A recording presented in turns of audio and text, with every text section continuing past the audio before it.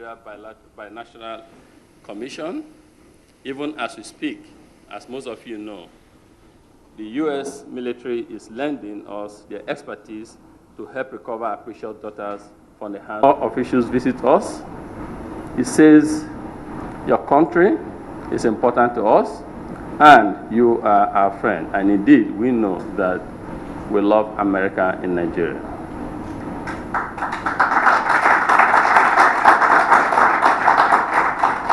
However, when the U.S. Secretary of Commerce comes to visit, it says a lot more. It says that U.S. is indeed ready to engage with the country, with Nigeria, in terms of commerce, in terms of economic development, in terms of industrialization, which is key to the development of our country. And that is why this visit is not only important, but extremely significant. And also coming at a time like this. When I say time like this, you all know the meaning of that. It means a lot more to us Nigerians. So it's much more than a visit by a U.S. official to Nigeria. A native of Chicago, Illinois, prior to being sworn in as the Secretary of Commerce, the Honorable Penny Pritzker had distinguished herself as a business leader in her own right. I was discussing not long ago with her, and last night too, about past engagement in private sector prior to coming to government. So we know further the caliber of person who is here with us. Not just a government official, but somebody who has been at the other entrepreneur myself. I'm particularly happy to learn that we both have similar business interests. In her business career, the Secretary has been involved in the financial services, real estate, and hospitality. She also served on the U.S. President's Council to increase U.S. jobs and competitiveness, as I am doing with the National Competitiveness Council of Nigeria. And in fact, anything that helps to create employment in the country is close to my heart. The key takeaway for all of us here, we should, hopefully, with this visit, begin to actually exploit to its fullest opportunities. We are already doing some business together, Nigeria and US, and while the Nigerian people are proud that our oil is able to power the biggest economies in the world, we are about so much more than our oil industry resources. We are about agriculture, we are about telecoms, we are about real estate and hospitality, we are about entertainment, and we are about banking and financial services and much more. The era of brain drain is coming to an end in Nigeria. Every day, Nigerian diasporans are returning home because they recognize their home country to be a place of opportunity. Every day, new businesses are cropping up and others are evolving to adopt the highest standards of corporate governance well established in the US and other developed economies. And every day, we are increasing our awareness that the Nigerian and African private sector has a vital role to play in our continent's development. And this is what I call Afro-capitalism. And we are making real progress indeed. Our government has been focused on sectoral reforms, rebuilding our regulatory capacity and institutions, and investing in key sectors that drive the economy.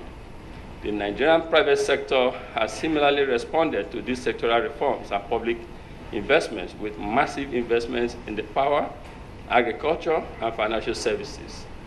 Next, we will tackle the manufacturing sector, which is just 5% of our national economy.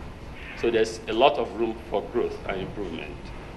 We need investors and partners and technical expertise to develop our supply chains, infrastructure, and workforce skills. And American firms and entrepreneurs can help us accomplish this and gain significant values as well for themselves. This is why this visit is not only important, but also strategic at this point in time. And it's why I want to urge our business visitors accompanying the Secretary not to be deterred by the negative press reports that you hear coming out of Nigeria, especially at a time like this. And I'd like to thank you actually on behalf of every Nigerian to march on towards prosperity and want you to come on this journey with us. And together, we can grow Nigeria's economy while helping U.S. economic recovery. And growing Nigeria's economy is what will ultimately reduce poverty and drive away what we have seen in recent times away from our system.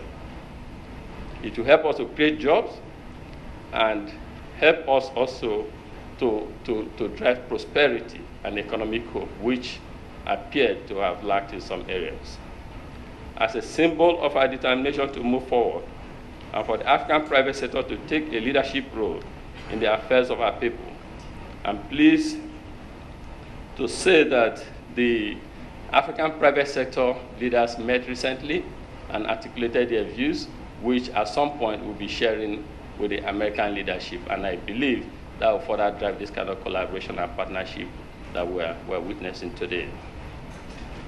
I'll finish by saying, Secretary Pritzker, thank you for your faith and friendship. Thank you for coming to Nigeria at a time like this. And thank you, more importantly, for your. So without wasting your time, I shall call on her to tell us about Nigeria. Tony, thank you very much. It is such a pleasure to be here. It's an honor to address such an esteemed group of Nigerian business leaders, entrepreneurs, and students. I want to thank you for welcoming us and our dynamic and diverse group of 20 American companies that are joining us on this energy trade mission. So let me start by saying, why are we here? President Obama and this administration see tremendous opportunity in Africa. President Obama has called it the world's next great economic success story. Africa is home to 7 of the 10 fastest growing economies in the world. Real income has increased more than 30% over the last 10 years, reversing 2 decades of decline. According to the World Bank, almost half of Africa's countries have attained middle-class income status. GDP is expected to rise 6% per annum over the next decade, and by 2040, Africa will have a larger workforce than India or China. President Obama is committed to deepening the relationship between America and all the nations of Africa and developing a new level of mutual understanding and respect based on a shared commitment to freedom, democracy, social progress, and economic growth. In Nigeria in particular, the opportunities are abundant. You are home to the largest economy in Africa, and 1 in 5 people on the continent are Nigerian. Not only do our governments stand together as partners and friends, but our companies, as evidenced by the trade mission, are eager to forge stronger partnerships in Nigeria. But before I go on, I want to offer my condolences to the families in Jos following the tragic attack there yesterday. And I want to address the issue that is on all of our minds.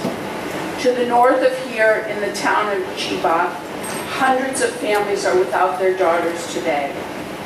As a mother of 2 myself, my heart breaks for these girls and their loved ones and their friends. All parents, no matter where they are born or where they reside, hope that their children are always safe and that their children have the opportunity to realize their dreams. That these young girls were kidnapped while pursuing their education is particularly unsettling, and the world is anxiously awaiting their safe return. The United States is supporting Nigeria in its works to find and free these young girls. A team is now in place at our embassy to provide military aid, assist in information gathering, and much more. Last weekend, the United States attended a meeting in Paris where President Goodluck Jonathan and the heads of state of the countries bordering Nigeria, Niger, Chad, Cameroon, and Benin, pledged to work together to combat Boko Haram. With them, the United States, France, the EU, and the UK agreed to prevent violent extremist groups from making inroads into vulnerable communities. A comprehensive approach to promoting opportunity, inclusion, and security must be implemented in the region. We will help Nigerians to do that. Our commitment is long-term. We will stand by Nigerians as they strive to defend and protect their sons and daughters, husbands, brothers, sisters, and mothers.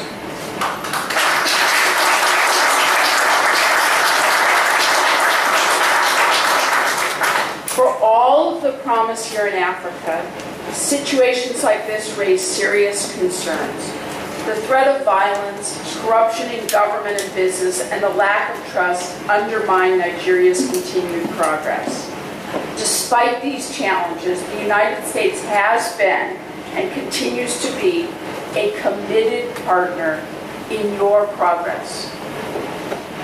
Back in 2012, President Obama outlined his vision for how the United States and Africa would work together towards a mutually beneficial future. The United States strategy towards sub-Saharan Africa laid out a comprehensive policy that would achieve 4 specific aims: strengthening democratic institutions, advancing peace and security, promoting opportunity and development, and spurring economic growth, trade, and investment. These goals are inextricably linked. The United States has a number of initiatives in place to help Africa make progress in each of these areas. At the Department of Commerce, our goal is to advance the trade and investment pillar of the President's strategy. And this trade mission is a sign of commitment by our government to support a new U.S. business focus in Africa.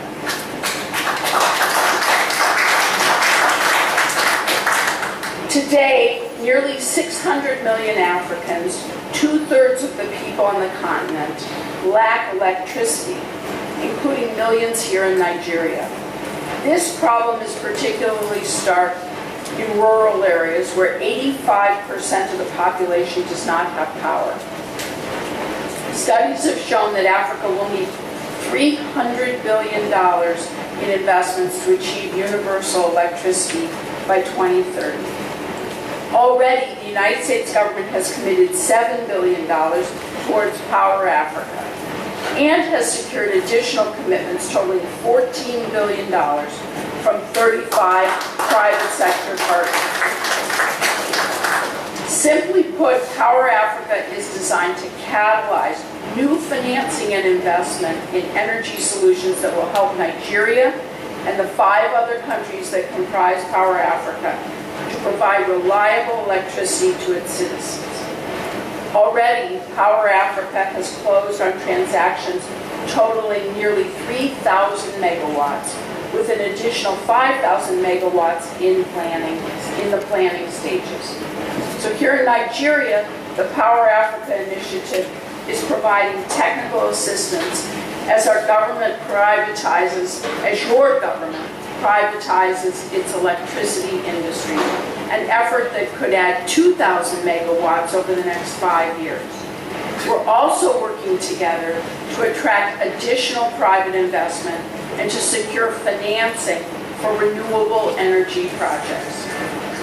In addition, our commercial law experts are creating a library of documents to help streamline the process for negotiating and closing agreements and transactions under Power Africa. Next month in Abuja, we will hold a workshop to increase the use of these documents among utilities and regulators.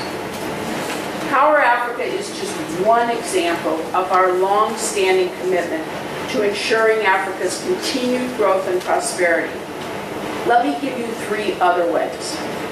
First, we are pushing for the seamless renewal of the African Growth and Opportunity Act, of which Nigeria is the top beneficiary. As many of you know, AGOA allows 6,400 products from eligible sub-Saharan African countries to enter the United States duty-free. For 2013, U.S. imports under AGOA totaled $26.8 billion. Going forward, our hope is that Nigeria will take advantage of AGOA to diversify its economy, fulfilling the vision of this legislation. In fact, AGOA is a key topic that I will discuss in Ethiopia later this week with members of the African Union. Secondly, the Commerce Department itself is dedicating more human resources to Africa. Nigeria is already home to one of our largest commercial service teams on the continent. These dynamic individuals work every day to help American companies find new partners and customers here. And I am pleased to say that we just announced that we are increasing our footprint across Africa. We intend to expand our commercial service in Ghana, Kenya, Morocco, and Libya. And for the first time ever, we will open offices in Angola, Tanzania, Ethiopia, and Mozambique.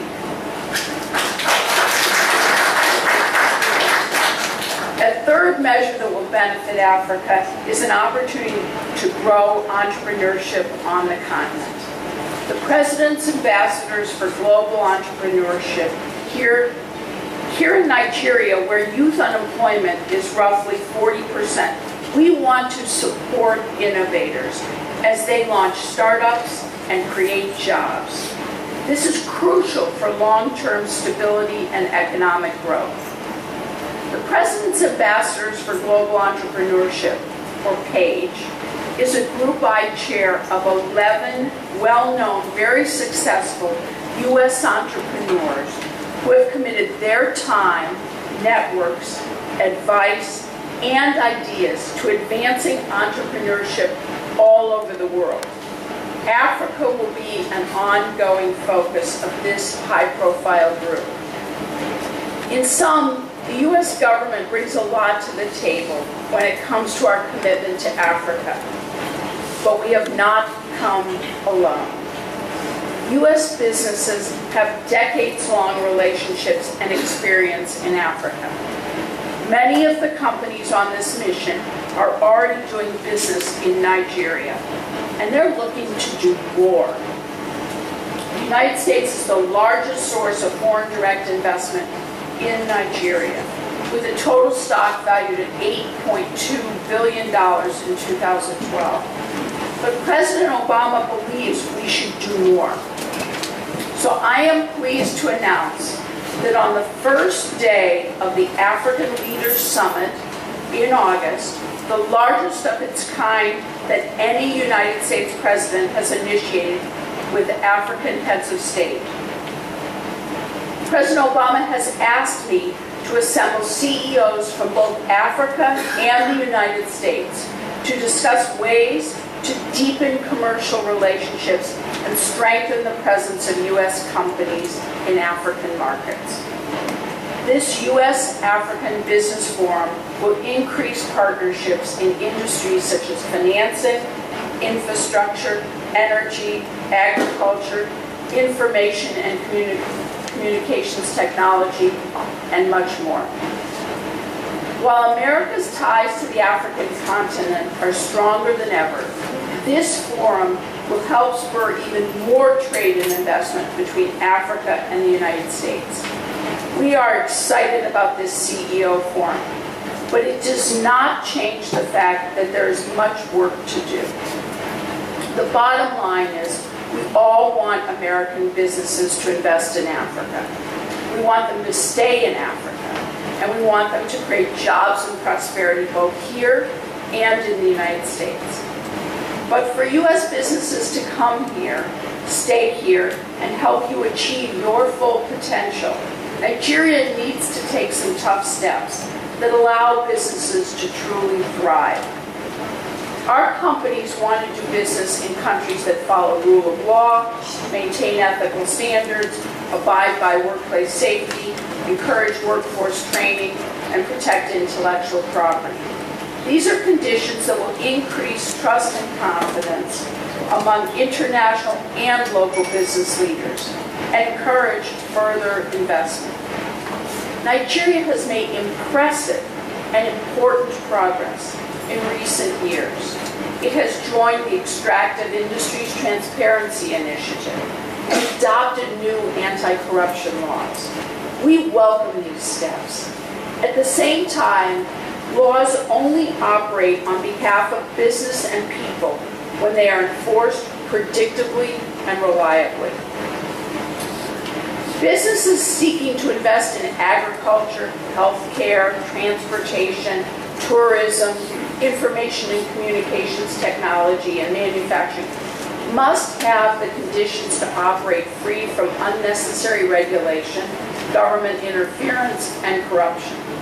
Nigeria needs the active participation of business and civil society to successfully root out corruption. We hope that Nigeria will adopt the international best practice of providing whistleblower protections. Honest citizens who are willing to alert authorities to corruption as it is taking place are your best resource in this fight. The steps that government takes to counter corruption must be reinforced by predictable regulations that help companies not only enter the market but support their ability to do good business. Such conditions that promote ease of doing business will open Nigeria to more investment and innovation. We also encourage Nigeria to implement its public procurement laws according to international best practices and to join the World Trade Organization's government procurement agreement. I am confident that the Nigerian government, businesses, and civil society leaders can develop homegrown solutions to these challenges and act as agents of change. Together, the U.S. government, the Nigerian government, the business leaders in this room, and the American companies that are committed to Nigeria can lay the foundation for prosperity, jobs, and sustained economic growth. Fundamentally, I believe that together we can, must, and will move forward on all fronts, from strengthening global security to ensuring that democracy can flourish, to spurring more trade, investment, and economic opportunity to benefit all of our citizens. Why am I so confident? So let me share with you a poignant story. Every day I have the privilege to work with a diverse array of talented people at the United States Department of Commerce. This group includes one of my colleagues, Julie Wenna, who is sitting here, whose parents immigrated from Rivers State to Houston, Texas in the 1980s. Julie is a lawyer who works in our Office of General Counsel and also has helped us organize this trade mission as well as others. Julie, can you raise your hand?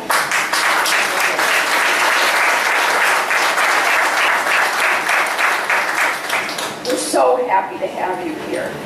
So Julie comes back to Nigeria not just on this trade mission, but she comes back every few years to see her relatives, including her brother, who works for the governor of Rivers State. So to me, Julie and her brother are an example of how the coming generations of Americans and Nigerians will continue to weave together even stronger ties between our countries. Now, Julie said this about helping to organize our trade mission, and I quote, "My heart is full to be here serving the United States in my father's homeland. My father, who has passed, had high ambitions for his children. but I myself never conceived that I would be here in Nigeria doing such important work. It is such an honor, she says, to be part of the effort to build a bridge between our businesses and our people.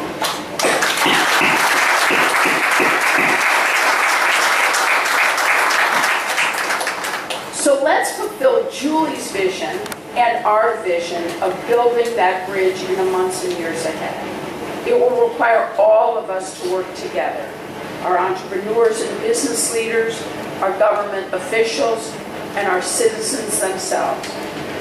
But if there is anything that I have learned on this trip so far, it is this: we can accomplish great things if we work together towards a common good. So thank you very much for welcoming me here today.